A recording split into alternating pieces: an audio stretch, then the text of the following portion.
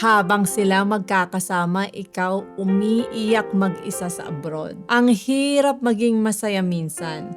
Kapag nakikita mo sa Facebook na kompleto yung pamilya ng iba sa Pilipinas, sabay-sabay kumain, nagbabanding, nasa birthday, nasa outing, kompleto sa reunion, tapos ikaw, nanonood lang sa screen habang nasa trabaho.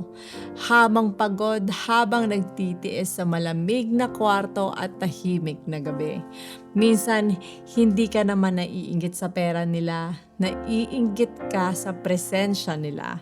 Kasi habang sila may yakap ng pamilya araw-araw, ikaw, ang yakap mo lang yung dahilan kung bakit kailangan mong magpakatatag.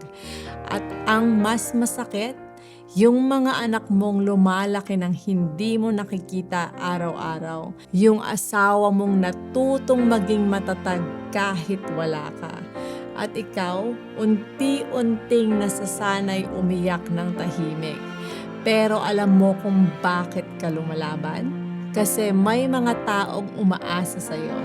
Kahit nakakapagod, kahit minsan gusto mo nang sumuko, pinipili mo pa rin bumangon dahil mahal mo sila. Hindi madaling maging OFW. Hindi ito puro dollars, pasalubong at picture na mukhang masaya. Maraming OFW ang tahimik na malungkot, tahimik na homesick, tahimik na umiyak habang nagtatrabaho. Kaya kung OFW ka na, gusto kong malaman mo na valid yung lungkot mo. At balang araw, yung mga sakripisyong to, magiging kwento ng pagmamahal na hindi kayang pantayan ng kahit anong pera. Anong pinaka-na-miss mo habang nasa abroad ka?